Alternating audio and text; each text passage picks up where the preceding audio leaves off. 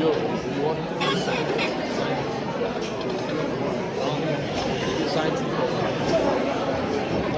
Yo, sign this one to become a sign. Your signature and your signature.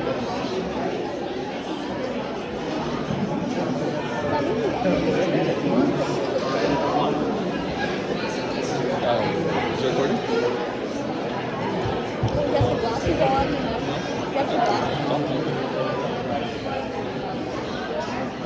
All right, everyone. There we go. That's better. It's 3 o'clock, so we'll get started. First of all, wow, this is a lot of people. Thank you all for coming. As I said last time, your time is a very valuable resource, and so the fact that you're spending it here today, I think that's pretty cool. And then also, I hope this is helpful for you in your studying for the exam. Now, probably most of us are coming off a math exam, is that right? Like, how many people have just had a math exam today? I did. Okay, so that probably means most of us are science students then as well. I got it. Cool, glad you're here. Okay, first things first, and just to say, we do have a lot to get through today. This is a whole course that we're trying to briefly cover. So I have review questions from each unit, just one or two, something like that, and they don't cover the whole unit, but they cover specific aspects that are important to know. So that's what we'll be doing over here, that's what we'll be doing first, and then after that we'll get to Unit 8, which if you check the dispersion on the test, is 43% of the questions. You'll also note that Units 1 and 2 are not on the final exam. It's Units 0 and then 3 through 8. Cool. So there's this form here. This is a Microsoft form. It's just the attendance. All it's asking you for is your UW user ID. It's just to say that you were here, that you attended this lecture. So if you wouldn't mind filling out that QR code right there. Cool. And you can keep doing that as people fill in.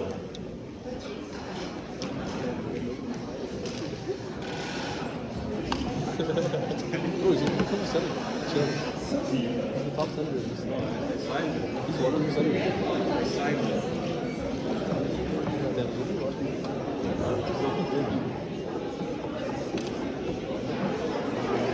This is more than Vermont's class. There's no way in front of you.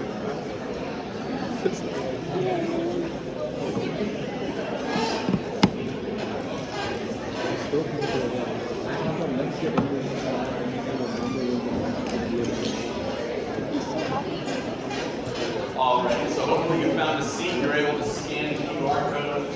I'll put that up later, we'll have a break about halfway through, so I'll put that up again if you weren't able to scan it now. It's kind of like a 10-second countdown. Okay, alright, we're moving on. Okay, so I just have a brief announcement beforehand, and I promise you this won't take up too much time. If you were looking at your inbox really closely or happen to be involved in student politics here, you'll know that WUSA elections are coming up. So there's elections for president, vice president, directors of WUSA, but there are also Senate elections as well. So naturally I noticed this, and I thought to myself, this sounds interesting.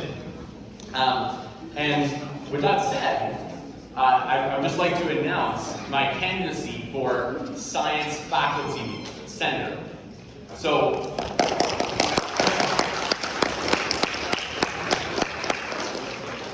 hopefully these review sessions have been valuable to you. I know a lot of people are here, so I'd like to think that that is the case.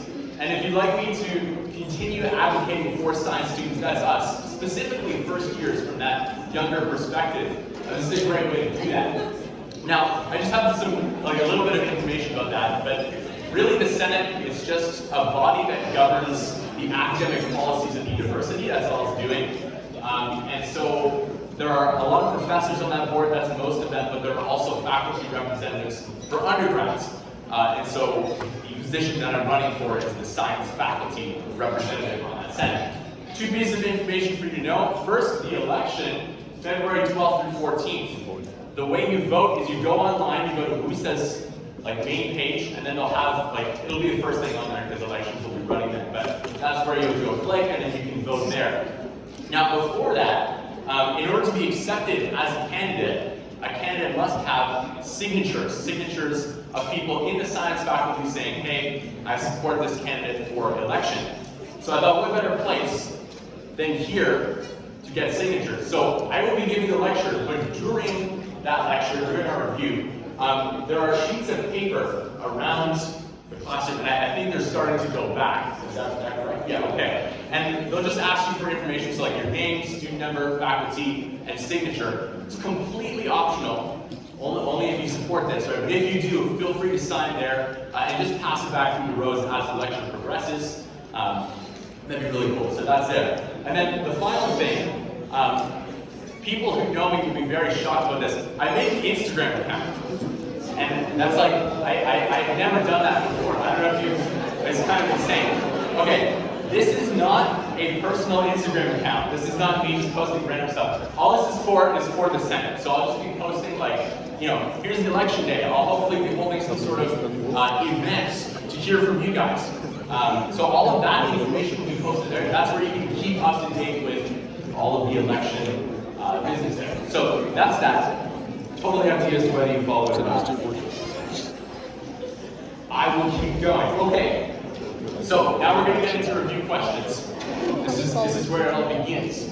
So we're going to start with Unit 3. We're going to go 3 through 7. Then I'll give a full lecture and explanation of Unit 8. So this first part is really going to be testing your memory. A thing to do right now, if you haven't already, grab out a piece of paper, a blank sheet of paper. If you don't have that, like maybe you're online, you're using your tablet and an e-pencil, whatever it is, grab that up so you can write down ideas, draw systems, that sort of thing.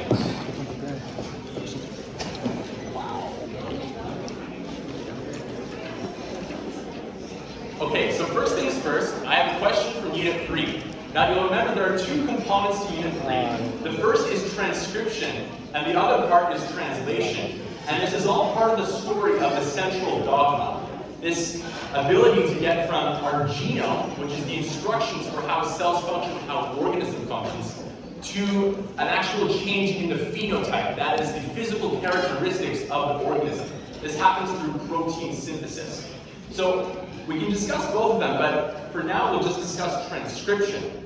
And that's of course the first aspect, how you get from DNA to mRNA. So I have this question here. You can see all the questions there, and it's based off of this sheet of paper on your right. I just figured out how to use this thing, so I'm a little bit new with it, so don't blame me for that. But these are the questions here. So first, I want you to identify the tata box and promoter region in this strand of DNA right here. Now, this right here, this is just denoting that there's around 25 base pairs between those two sets of base pairs, right there, the AT and the CG. There's that space there. So I want you to circle, or like draw this out, draw out the sequence of base pairs. Circle the tata box, circle the promoter, and then from there, identify the direction of transcription, the coding and template strands, and then from there, this is where it gets like big, right? Describe the process of transcription, not in prokaryotes, but in eukaryotes. That's the more complicated one, if you remember. And then finally, I want you to write out the resulting mRNA sequence.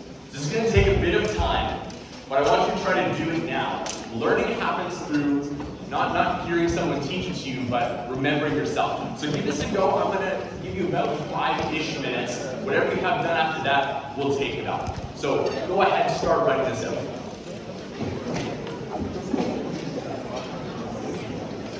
Why are you not ready? Okay, this is the tata box. Right here, so 25 base pairs is there. So from here, tata, I think. I don't know. How big is the tata box? So 1, 2, I don't know. 30 people. So then it would be from 30 to 25. So this right here is 25 base pairs. The data box is 30 base pairs. 35. 1, 2, 3, 4 data box.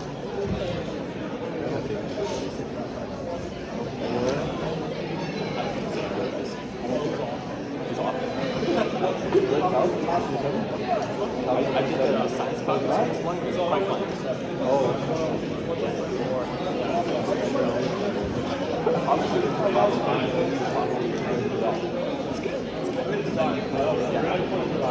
Jordan. Exactly. Yeah. Is this a title box, bro? Hey, you got to figure out, man. Bro, I just figure out. Selection of transcription. Actually. Hey, you also got to identify the whole promoter region. Promoter region? There's a title box and there's a promoter region. This whole system is eukaryotic. So all of that's eukaryotic. These actually That's the one base upstream. So maybe the promoter sequence is GC. I thought title box is oh, that's thank God we're like okay with this. Loki does kind of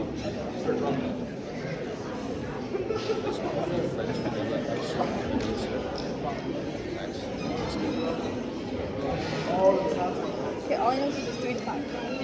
so Second question. 3 to 5? 3 to 5? So 1,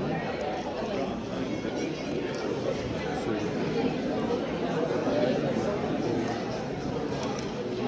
That's no. That's Coding in the 10th. So it's red from No, that's all.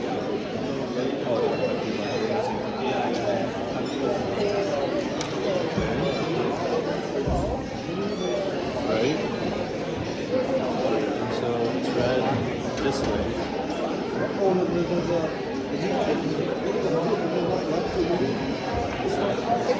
It's synthesized now. It's synthesized 5 to 3 and red 3 to 5. So which one are we doing? So the coding. It's the coding. Oh, one of them is the template strand and one of them is the coding strand. This is so bad. I think this is coding. 3 prime? Yeah. Both of them. God, I should study. I was like, yo, I don't need to study low-key. Like, if I just go into tomorrow's thing, I'll be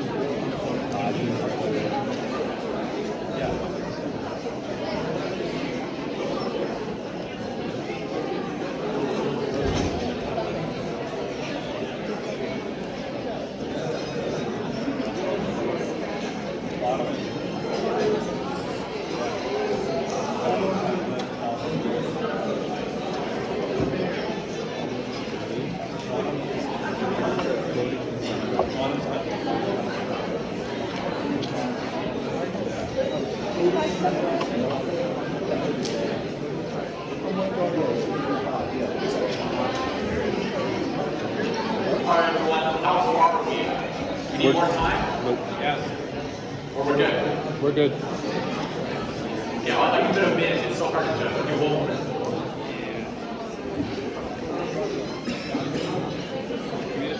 He's so fast.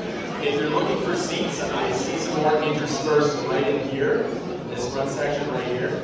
But I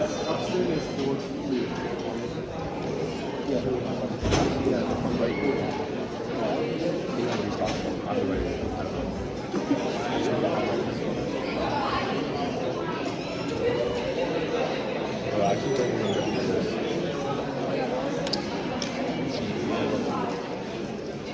all right, I think I'm going to take this up now.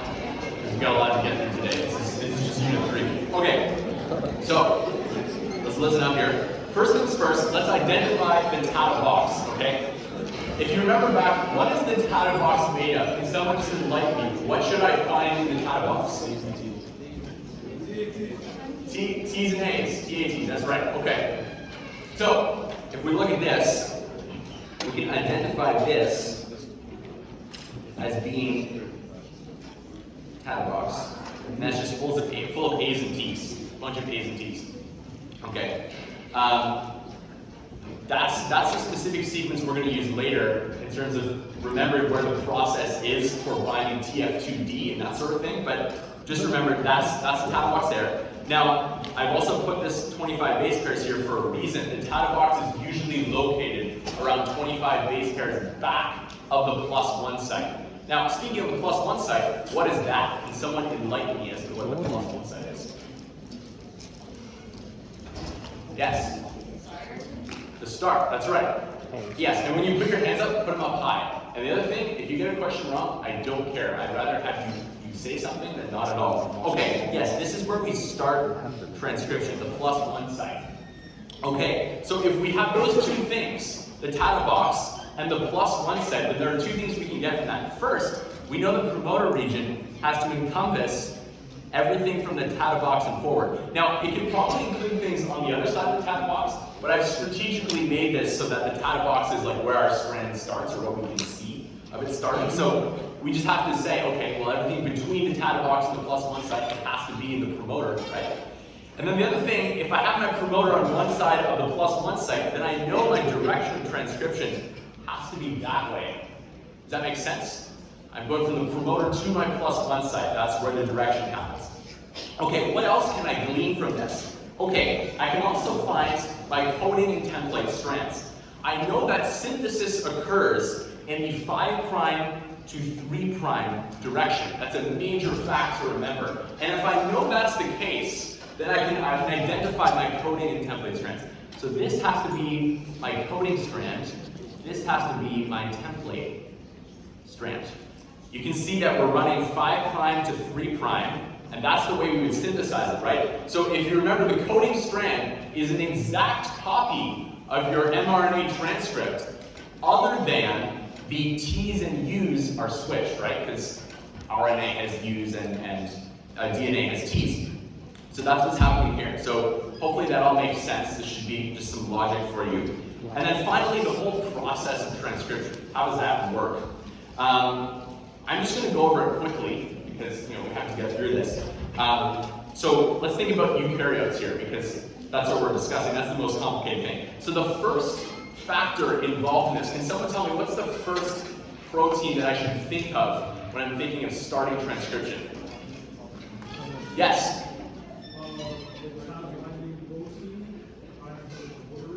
Yes, that's right. The TATA binding protein binds to the promoter region, specifically the TATA box, because it's a TATA binding protein. So this thing right here. Now you'll remember the TATA binding protein is part of TF2D. That's an accessory protein. And there's a bunch of other accessory proteins. And what's going to happen is the TF2D, with its TATA binding protein, is going to bind to the promoter, specifically the TATA box, and then all of the other accessory proteins will also bind on. And you form a transcription initiation complex. Now the major part of that complex is RNA polymerase. But what type of RNA polymerase in eukaryotes should I be thinking about? There's a specific number associated with it. Yes? 2. That's right. Why is it 2? That's right. It's specific to mRNA. mRNA is the exact type of RNA used in the central dogma. You remember we'll also have rRNA for making ribosomes, tRNA as well. So it's the mRNA, that's where we use RNA polymerase 2. Okay, so RNA polymerase 2, all these other factors, they're going to bind on, and from there, our TF2H, I believe it is, yes, TF2H, is going to pry apart the 2 strands of the DNA. So it would just cut along here, maybe along that line. And the other thing to remember is that when it cuts, it also phosphorylates the tail of our RNA polymerase 2. So there's some phosphates there, and I'll say this is RNA polymerase 2. Okay, so once the tail is phosphorylated, then we can get started. And the phosphorylation of the tail, the opening of the 2 strands, that causes the accessory proteins, the TF2H, TF2D, etc., to fall off. Except for the TF2D, that usually stays on. Of course, we then synthesize in the 5' to 3' direction, as we'd all expect. And then we hit a sequence, a stop sequence, which causes something to occur in the mRNA transcript. Does anybody remember what that is? It destabilizes the transcribing complex. What's that called? Yes? A hairpin, that's right. And a hairpin is formed through attractions between bases in the RNA. So you can think of the RNA kind of looping back on itself like this, and there's being H bonds along here. And of course there's a whole hairpin structure, but it's attracted to itself. And this destabilizes the transcription complex, causes everything to fall apart, and causes the DNA to automatically zip back together through the formation of H bonds. Okay, the last thing just to remember about this is that you have to dephosphorylate this tail in order to get your RNA polymerase to work again. That's a big thing to remember. So it needs to be unphosphorylated when it starts, and then phosphorylated in order to do the transcription. Then you have to dephosphorylate it to get back into a place where you can then recycle it and use it for another process of transcription. Okay, I would write out the sequence that you would get from this, but all it is the coding strand. You just sub the T's and the U's. So I don't feel a need to write that out. But of course, that's what you should have written on your paper. Okay, now let's move to the next unit here. Of course, I'm not covering everything, right? I'm just covering some major concepts here. Okay, Unit 4, membrane synthesis. I got 3 questions for you here. Actually, I should take this away because the answer's on there. I'll put it up after. Draw phosphatidylcholine, okay? This is the basic structure of a phospholipid. Number 2, how would the plasma membrane of an animal in a cold climate differ from that of an animal in a warm climate? So this has to do with membrane fluidity, the fluid mosaic model. And finally, describe how membrane asymmetry is produced. I'll give you 2 to 3 minutes to work on that, and we'll take it up. So, phosphatidylcholine is this. This is like a. So you have hydrocarbon tail, right? These H's, right? So what is a phospholipid? What does it have? Fatty acid tail, glycerol, and then the polar head, right? So it looks like this. Then there's like a little glycerol here. I don't know what glycerol is there. It's polar head.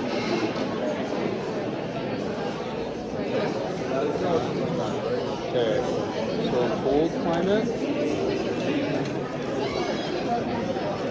means it gels easier, right? Yeah, it gels easier. So we need shorter tail, right? Or no, shorter tail, because then there's less bonding, so shorter tail.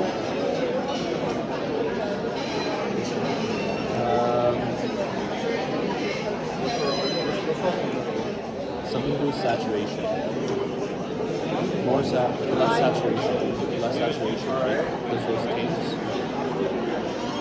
Yeah, less saturation.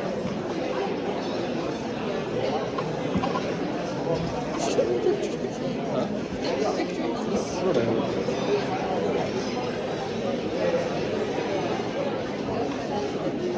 More sterile.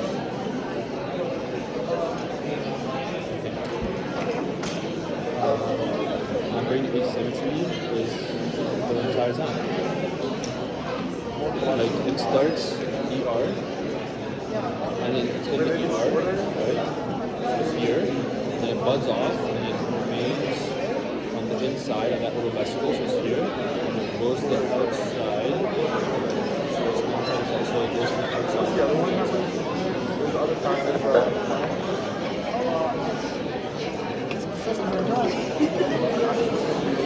He actually eats it with a question spoon. Oh no, it's thick. What's it called?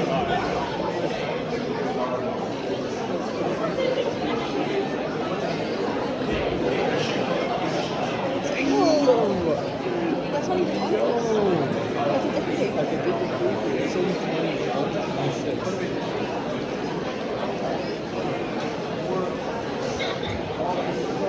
How many does he need? Jordan. I started that. I started that. You loved it. I started that. But I told everyone. I told on Instagram.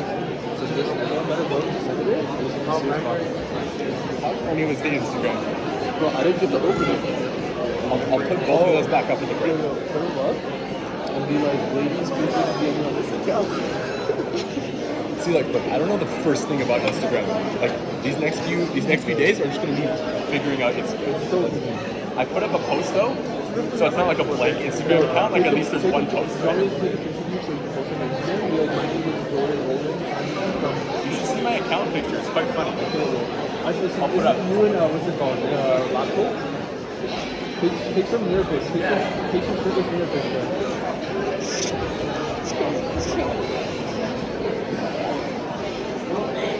Shall we check it? Let's check it. Oh yeah. It's at 55. You see the PlayStation? Oh, it's pretty good. All right, everyone. We're going to bring it back. We have more things to do, so let's get this going here. All right, first things first, draw phosphatidylcholine. I want to know if someone can just name the 4 main components that I should be thinking of for this. Put your hand up, 4 main components. Anyone at all? Yes. Yes?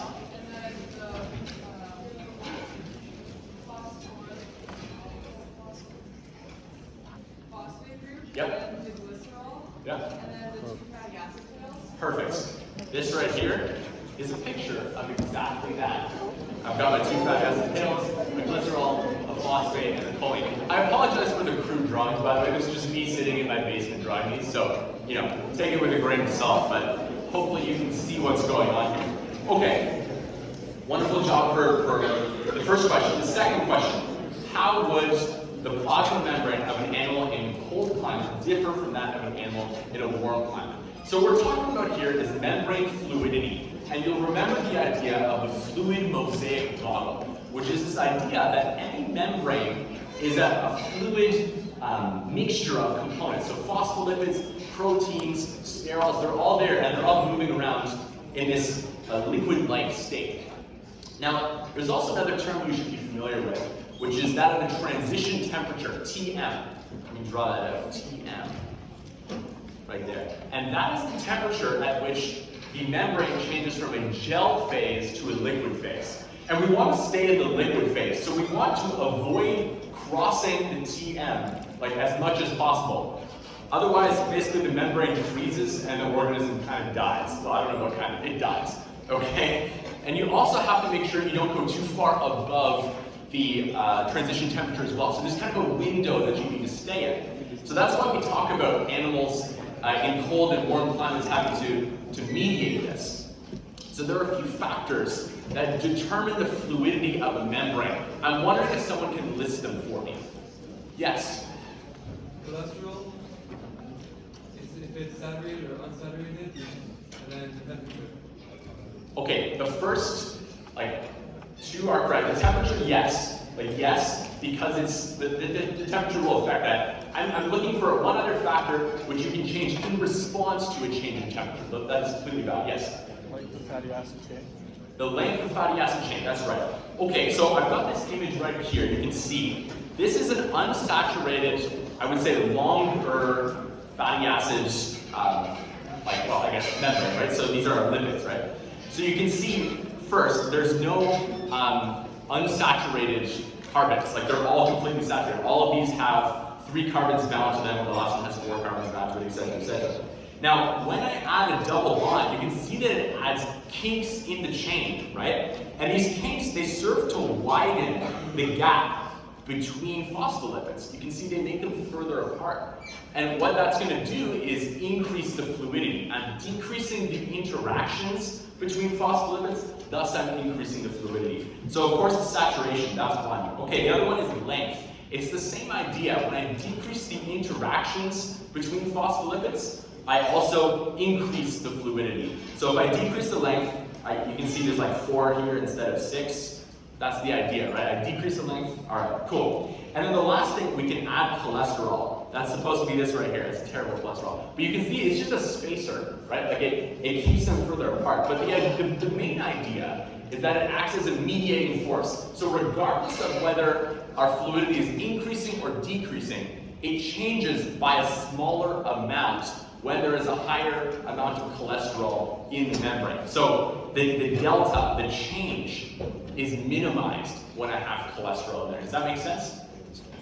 Cool, all right. Last thing, we're gonna describe how membrane asymmetry is produced. Now, a part of all this is the endomembrane system, and we'll get to that in a future question.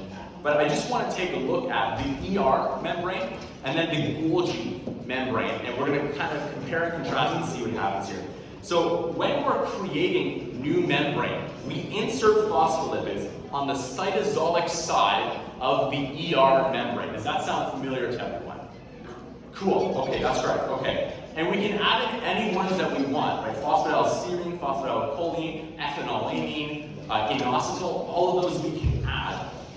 And then what occurs, you can see that we have a greater ratio of phospholipids on this side compared to this side. You can just see there's more of them, right? Because we've just added a bunch in.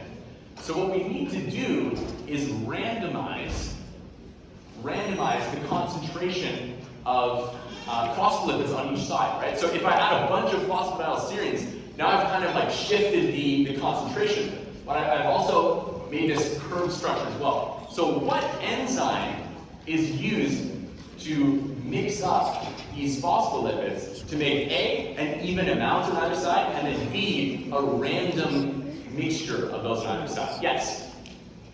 Are they called like scramblazes? Scramblazes, that's right, that's what I'm looking for. Yes, so scramblazes are acting here.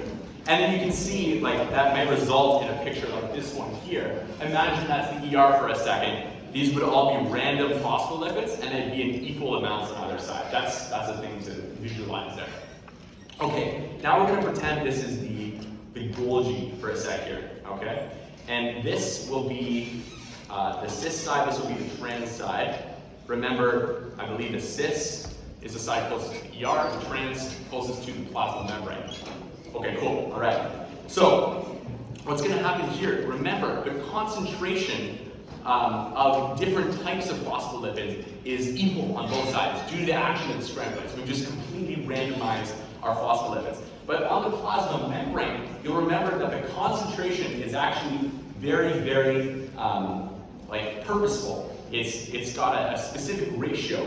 So we need to create that ratio here at the Golgi. There is an enzyme that's responsible for that. What's it called? Yes. Flippase, that's right, it's a flippase enzyme. And the flippase is going to flip all of the phosphatidylserines and phosphatidylethanolamines to, we're going to pretend this is the cytosolic side. The trans, I mean, this is kind of like the inside membrane, right? But like all the way over the trans would be over here. This was another face over here. But yeah, this would be the cytosolic side, this is the lumen side. So it flips all the phosphatidylserines and ethanolamines to the cytosolic side. And then from there we go through the endomembrane system, which you'll be familiar with, right? We go from the ER to the Golgi via vesicles out to the plasma membrane. And you'll remember that if a membrane is cytosolic or lumen side, it stays that way through the whole endomembrane system. So if this is cytosolic side here, this is also cytosolic side here as well, and then also cytosolic side when it's on the plasma membrane. So that's the thing to remember when we're talking about vesicular transport. Are we all good on that? Do we have any questions there? Solid. Okay, let's keep going. Unit 5, protein sorting. Okay, I'll introduce this after I let you work on the question, because I just want to see what you remember. This is quite an all-encompassing question.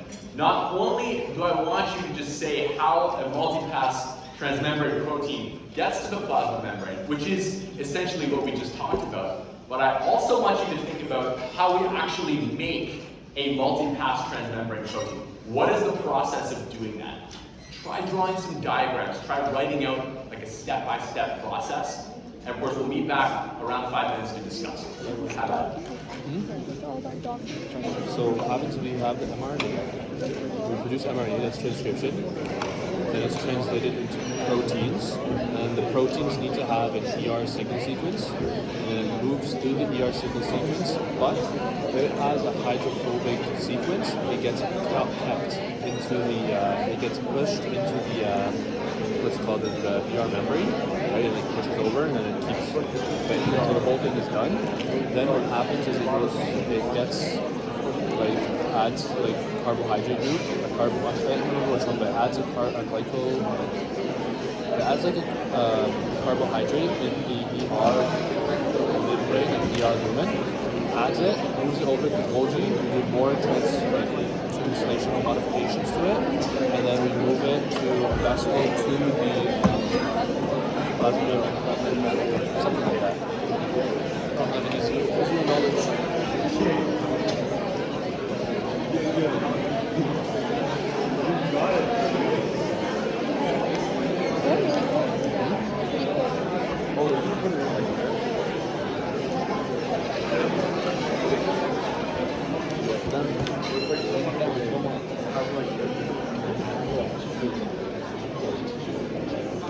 Well, let's do it fast. This is a voluntary option. You should have to.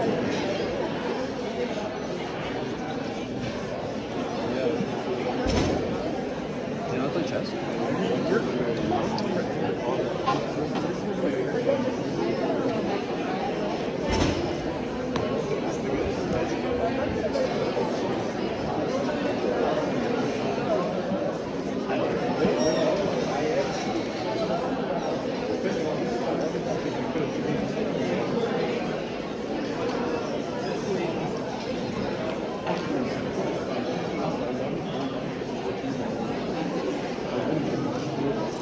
I confronted her. I said you didn't put drugs.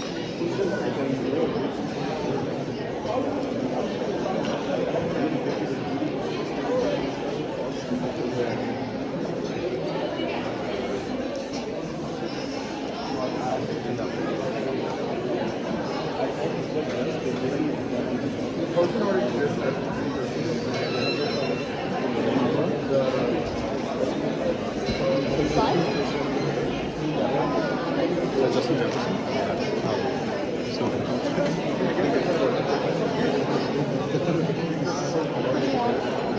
Don't care. I want. The light They look annoying. We're the same record.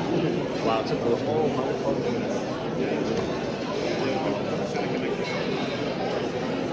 You'll probably like black and orange after you record that.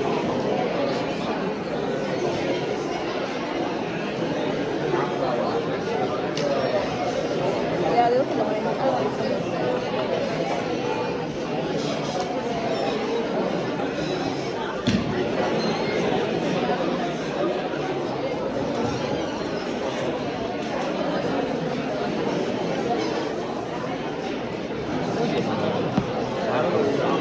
Our coach really does look better. He looks cute. Yeah, he looks angry. Like, he's like, geez, he's over beating. Oh. Is that good? Yeah. Touchdown. Oh, flag. Yeah. It's a pick six. Defense. Why is he happy? It's not. You just threw a pick six, which is like the worst thing you can do. Why? What happened? Because you pretty much gave the other team 6 points. Why? You threw it. Oh, never mind. It's overtime. What happens is, well, offside is crazy. Yeah, you can see it all the way. Did you really beat to see the kids change? Look, that guy's offside. Oh, because he threw it. Yeah, so look, he throws it to the wrong guy. Like, that guy takes the ball from him, and then he scores a touchdown. Oh, did you see that thing? Okay, you're gonna get obsessed. Have this question. But people said this was the best overturn. Oh yeah, I saw that. Is that actually good? It was a good play by him, but like, it was a penalty. I don't want to say it. That's what's supposed to happen. Huh?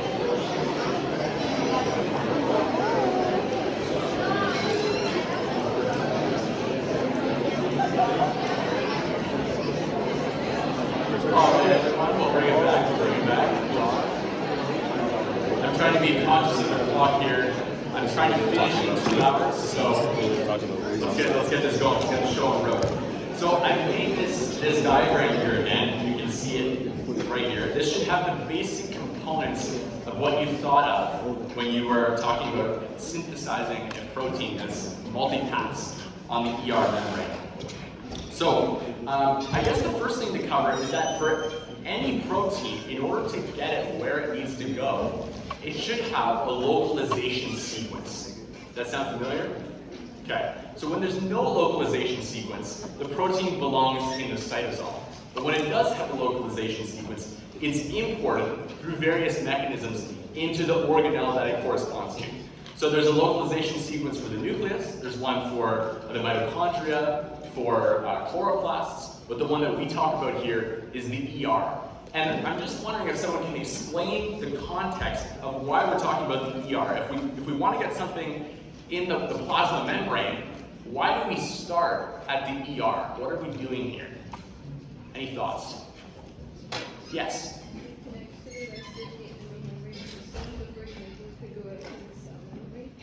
That's right. So this is the endomembrane system that we're talking about. The ER is the start of that endomembrane system, but then we move to the Golgi, like we talked about, and from there, again, through vesicles, you can get to a lysosome, or you can get to the plasma membrane. So it's a whole process of working from the ER to the plasma membrane. You'll also remember that once you get into the ER, once a protein is put into the ER on the membrane there, it can't get back out of the endomembrane system. So it's impossible to move from the ER to, say, the mitochondria. You can only move within that sequence that I just described. Okay, so let's get into the nitty-gritty here. How do we actually make a protein on the ER membrane? So I'm going to try labeling some of these, but I'm wondering if someone can help me with this. First, what is this one right here, this light protein right there? What's that? Yes? Is that an SRP protein? SRP, that's right. Signal recognition particle. What's that protein right there? Yes? ER receptor. Not an ER receptor. Yes? That's SRP receptor, yeah. That's right. Part of your handwriting, but that's what that is. Okay, great. So how this works is that we have our our ER localization sequence right here in the shaded area. Hopefully you can see that. And that is recognized by the SRP. The SRP binds to that sequence. From there, the SRP is then bound to the SRP receptor. It's kind of grabbed on. And from there, that tethers the protein as it's being synthesized on a free ribosome to the ER. Remember that all protein synthesis starts on free ribosomes in the cytosol, but specifically for protein synthesis on the ER, we take that free ribosome and then it goes right on the surface of the ER. And that's how we get rough and smooth ER, right? The rough ER is just ribosomes synthesizing proteins on the ER membrane. So that's what's occurring here. We're making rough ER. Okay, so from there, this SRP receptor is going to migrate over to this protein right here. Someone want to tell me what this, like, that cylindrical thing is? Yes? Yeah, a translocator, a protein translocator, that's right. So that is the channel that's used to insert the protein into the ER. So you can see that the ER localization sequence binds to the inside of the translocator. From there, the protein is synthesized inside the ER. So you can see it's kind of pushed in, it's making a loop, right? And that loop just keeps increasing in size as we synthesize it. That was great. Okay, so if we wanted to make a soluble protein, that is a protein that would just be dissolved inside the ER lumen, it would go completely through, we would finish the translation of the protein all the way into the ER lumen, and then we would simply cut off the localization sequence using a specific enzyme. What would that enzyme be? I'm looking for someone else. Yes? A signal peptidase. That's right, that's exactly what that is. So we just cut this off, and then the localization sequence would eventually be degraded, right? And then once it gets inside the ER, we have some processing occurring, right? So there's some factors that help it to fold and to gain its eventual function. Okay, but say we wanted to embed this protein inside the membrane. What do we do? Does anyone have any ideas? What sequence would be involved in that protein to make it stop? Yes? A hydrophobic amino acid sequence, that's right. Is there a specific name? Like that's general, it's correct, but what's the specific name? Yes? Like a start or stop sequence? A start and stop sequence, all right. So specifically, we're looking for a stop sequence. Does that make sense? Because we've already started our insertion of the protein into the ER. Now we need to stop it, so we have stop sequence. And that would occur right in here. I'm just drawing that in. And then if we just wanted to do the single pass, we would have that stop sequence right there. The rest of our synthesis would occur above the ER movement, so like on the cytosolic side. And then we have this protein that's suspended through the membrane. But what if I wanted to go back in again? What if I wanted to start weaving and making a multi-pass transmembrane protein? Well, I would have a start sequence, like we just discussed. That start sequence would be bound on the inside of the translocator, just like we talked about with the localization sequence. So once it gets bound in there, then our transcription, our translation continues to form another loop. So we just form another one like that. And then we keep inserting the protein in until we hit a stop sequence. Once we hit a stop sequence, the translation is occurring above the membrane. And we just keep going back and forth, as many passes as are needed to produce the specific protein that we want to create. A great example of this is a GPCR. That should be familiar, that's one of our most recent units, right? But that's a 7-pass transmembrane protein that is formed in this exact way. Okay, so say we've made this transmembrane protein, we've made, say, a GPCR, for example, and we've made that on the ER membrane right here. We're going to say that's our protein. That looks a lot like a mitochondria, but it's not. Okay, so how do we get this all the way to the plasma membrane? Well, we have to move from the ER to the Golgi via a vesicle. So we're going to have vesicle budding and docking. I'm not going to go over the specific mechanics of that, but those are mechanics that you should be familiar with. Rab, V-snare, T-snare, clathrin, dynamin, those are all terms involved in this process of budding and docking. That's how we get from the ER to the Golgi. And then from the Golgi to the plasma membrane. And remember, as I discussed previously, if the side of the membrane is cytosolic, it remains the cytosolic side throughout the endomembrane system. So for example, if I have something projecting off of this side of the ER, it projects off this side of the plasma membrane. If I have something projecting off this side of the ER, it's projecting on the outside of the plasma membrane. Does that make sense? Wonderful. Okay, I believe that completes our discussion for Unit 5. We're going to move on to Unit 6, cell signaling. 2 questions here. Describe the single transduction pathway that leads to the breakdown of glycogen. Number 2, describe the receptor tyrosine kinase pathway. These are general pathways that you should be familiar with, but then there are also specific instances. So for example, in number 1, there's a specific enzyme that's associated with the membrane that you should be remembering in order to produce the breakdown of glycogen. So try your best at this. If some components of the flow, like you forget them, that's okay. Just leave a blank there, but try drawing this out. The solution is going to be an image from our textbook. I'll give you about 5-ish minutes for this, maybe a little less for about another time. Okay, so epinephrine comes, right? And it binds to GPCR. No, I don't know what it binds to. It binds to something. And that's something Is that epinephrine? well, it's breakdown of glycogen, which is the epinephrine. Like adrenaline, right? Because then it breaks down glycogen to glucose, and our body uses the glucose. So it has to be the epinephrine. So epinephrine comes in and it binds to something, probably either I think it's a GPCR, right? The GPCR, one of the subunits attaches and activates something else. That activated thing activates one of the kinases, like PKA, I think. And then PKA activates something else that activates like another kinase, and that kinase activates or starts breaking down. Wow, we were this is so bad. What was the critical? That was what Brewer's critic was. Ours is on the how GPCR. No, It was something glucose. that was very nice. No. Wait.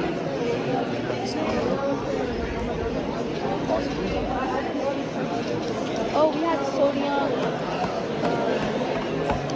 potassium going through, yeah. But that wasn't this year. So what was this? I don't remember. Like, I sit on the iPad. Wow. And my mom also Joe Burr. That's not Joe Burr.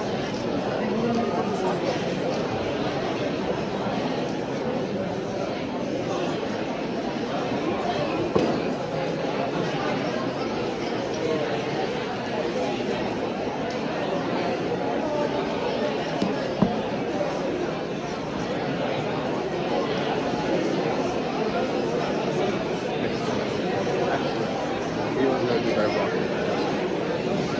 Last year, so after he so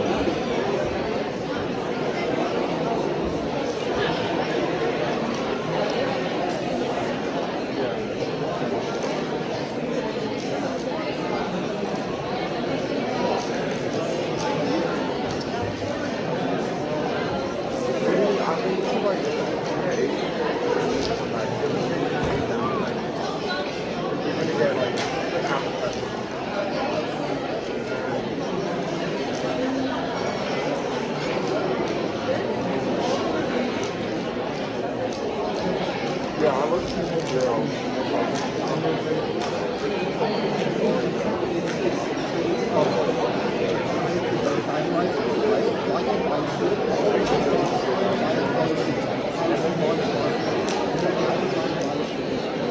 I don't know. Is it 4 or 5 hours? Yeah, the balance is perfect. Yeah, I understand what a last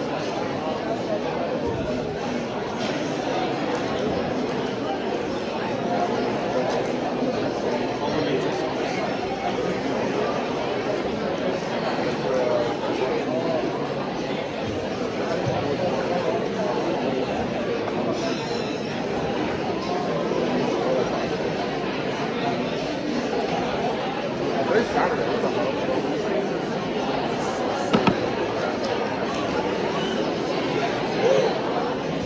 Cool. Sacrifice is, I don't remember. I see something comes back, but like I have to actually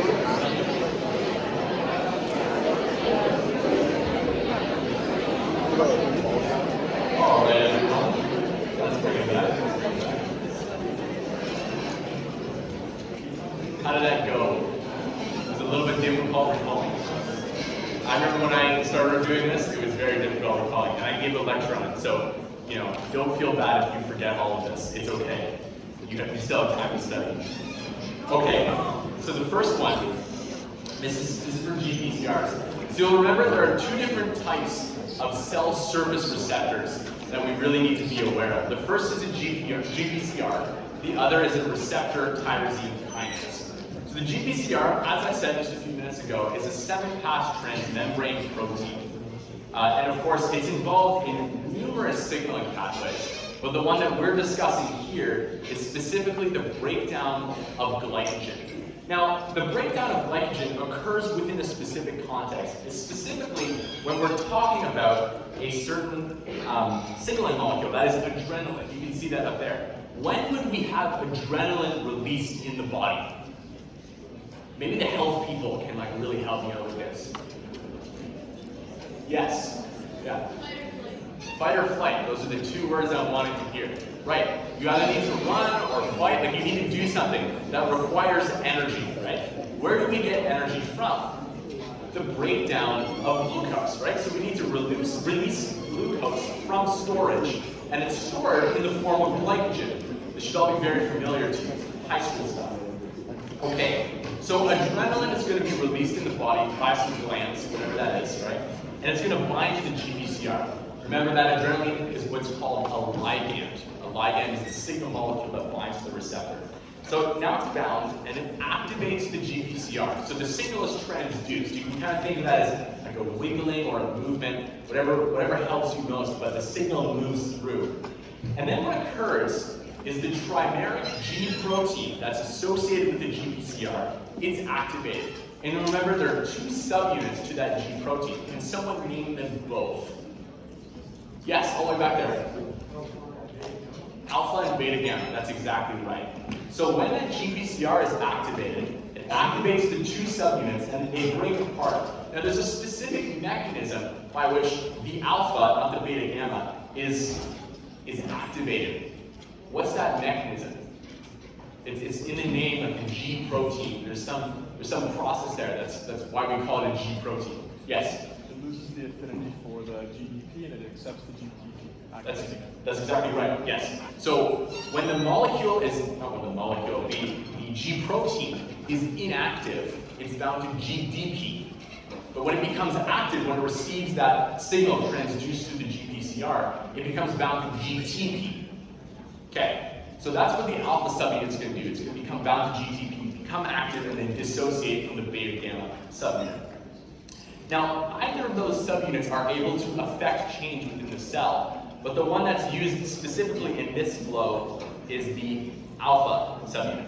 And it's going to activate a membrane-associated enzyme, specifically adenylyl cyclase.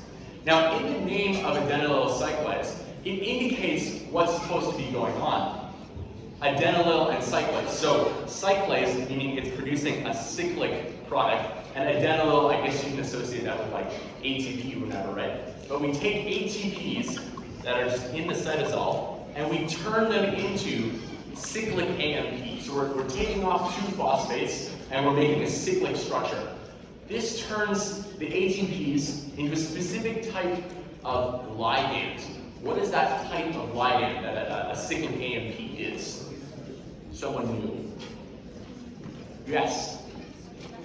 A second messenger, that's right. Does anybody remember the function of a second messenger? Why do we have those in the first place? No matter. Yes? Relay the initial response to the cytosolic side of the cell. Yes, we're relaying a response, but what's the exact function? Like, I can relay it through a protein kinase, I can relay it a bunch of other ways. Why have second messengers? What is it doing that's different? Yes? It's amplifying it, that's right. We're making the signal bigger. We're able to reach more spots within the cell. We get from just one kinase flow to a larger signal and it affects bigger change. So that's what's happening here. We're increasing the size of the signal. And then what we're able to do is activate an inactive protein kinase A. So you remember a kinase is just an enzyme that phosphorylates a target protein. So that's what's going on here. pKa phosphorylates another protein called phosphorylase kinase. That sounds like a really general name. I don't know why they gave it that name, but it's called phosphorylase kinase. Cool. Phosphorylase kinase, being a kinase, that's in the name, phosphorylates another target protein. What's that one? A glycogen phosphorylase, right there.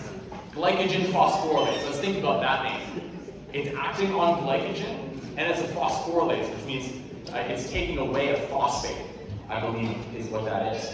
Actually, no, that'd be a phosphate. So phosphorylase, it's also adding a phosphate. Point is, it's breaking down glycogen. And we had a lab about this, a Bio 130 lab. I think we actually had to do the report on this one, right? So there's glucose 1-phosphate and a bunch of other ones. I haven't did that lab, but that is the chemistry involved in this. Okay, and from there we've made glucose. We can now use that in our fight or flight response to gain energy, and of course, do some fighting or some flighting. Okay. Next, receptor tyrosine kinase. I'm going to try to make this quick here. We have two tyrosine kinases right here and right here. I guess the whole thing is an alpha helix, right? But there's some specific domains there. Point is, the signal molecules have to dimerize. They have to form, two into one, right? And from there, the two receptor tyrosine kinases, I guess the two alpha helices, they dimerize themselves. They become one single receptor. So you can see the signal dimerizes and the two alpha helices dimerize. Through the dimerizing activity, they become activated. You can see that just through these like shiny things right here, right? But now they're activated. Now let's again think about the name, receptor tyrosine and kinase. Kinase meaning it phosphorylates a target protein, and tyrosine meaning tyrosine residues. So what it's going to do is phosphorylate target tyrosine residues, specifically tyrosine amino acids. So that's what occurs here. The left alpha helix phosphorylates all of the tyrosines on the right alpha helix. And the same for the right, it phosphorylates all the tyrosines on the left. So that's how we get all of these phosphates kind of dotted around here. You can see that, right? Now when all these phosphates are bonded, they cause these signaling proteins, these intracellular signaling proteins, to bind onto those specific sites where the phosphate has been added. So that's what occurs here. And now we have a complex that's formed. And from there, we can transduce the signal even further. This is the typical way in which an RTK works. On the third adapter protein, 1, 2, 3, RAS-GEF binds there and is able to transduce the signal to a RAS protein. Now, can someone tell me what's the difference between the RAS-G protein and the trimeric G protein of the GPCR? I kind of said it when asking the question, it's a leading question, yeah.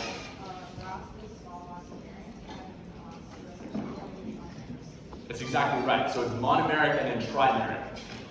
There are some other differences that are a little bit more complicated, but that's really all you need to know. The RAS is basically the alpha subunit of the trimeric G protein. That's a good way to think of it. But of course, it's going to bind GDP when it's inactive. Then when it receives that signal from the RAS-GEF, it's going to bind to GTP, and become active. And then from there, when it's active, it's able to continue transducing the signal, probably through a kinase flow, right? And just one more note to make on this unit, there's a lot to study. It's the idea of a kinase flow. A kinase flow are enzymes that add phosphates, and they just continue in a row. So I don't know if I need space here. But like say this is a kinase, it's going to phosphorylate target protein here, which is going to phosphorylate another target protein here, and just keeps going. The kinases just keep phosphorylating each other in a row. And then eventually you phosphorylate some like interesting kinase that's able to cause a specific change, like the breakdown of glycogen. Now the other thing to remember here is that we can't just turn the signal pathway on. Like we can't just do all this kinase signaling here. We also have to turn it all off. Like that's a whole other thing, right? You can't just have a signal stay turned on. You don't just like keep your foot on the accelerator forever, right? You've got to take it off somehow. So we have to do a phosphatase cascade in the opposite direction. So we have to remove all of the phosphates that all of the kinase is added on. So it's this anti-parallel idea here, right? We have to turn on and then we have to turn off. Okay, and that's on Unit 6. Now we're to Unit 7. We're almost there, then we'll get into Unit 8. Unit 7, describe the purpose and action of P53. This was a critic topic, so you either did a critic on this or watched 3 critics on it. So it should be fairly familiar. Give it a go. We'll take about 3 minutes. Okay, P53 is activated. Guardian of the genome. So it, Like, is it like, it's not incoherent, right? It's not incoherent. I'm also in a state of amnesia, don't worry. I'm also not remembering. Did you know yesterday my roommate gave me some next level whatever makes you felt good. Yeah. I could see influence of like as I was sleeping. You couldn't. Mad. That's crazy. You need to stop with that kind of stuff. Listen, I didn't even do that. I just wanted to go to bed at like 10 p.m. I was at 9. Yeah. So I was up at 7. And bro, I started sleeping everything. You should try it one time. Yeah, I like it. But no, bro, it's actually solid. I think you need just, I'm assuming you're having more details. Yes, I'm going to teach the whole thing. Okay, that's fine. This is more like just a quick review. These are the most important points of the video. I just don't remember it, bro. I just didn't study it. I haven't studied much of it. Do you want to try giving it a go? Oh, me? Yeah. Oh, God, no, bro. Listen, if I actually studied, I would have done what? I would study.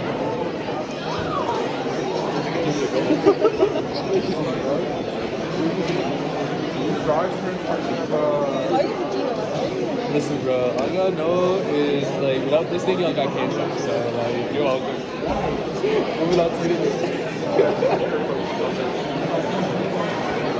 Ask him if he's gonna have a live event. We did that like for 6 hours on Sunday. He did over. Like he didn't write it out. Like he just finished and then he did it. I thought you taught me. Oh no. That's right.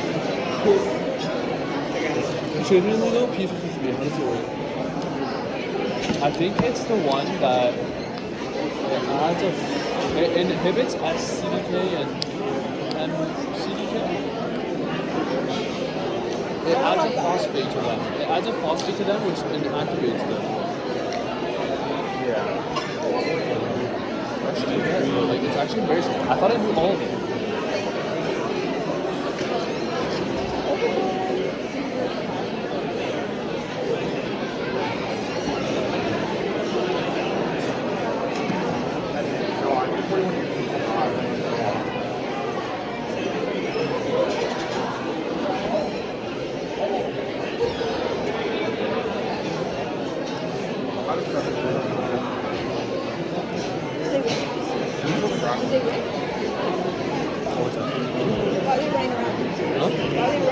They kicked the ball, but the ball went out of bounds.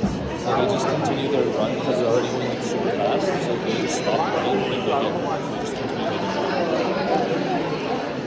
Oh, I need them to win. All right, everyone. Rolling here. After this explanation, we'll move to about a 5-minute break. From there, we'll discuss Unit 8, and it will be more like the typical lectures that I've given in the past, where we're going through the content in order very deliberately. Okay, so let's discuss cell cycles. We'll get to P53, but we need to understand the fundamentals of what's going on here. A cell goes through various times in its lifetime. First, G1, right? The cell is performing its normal tasks. It's just going about its normal business, so to speak.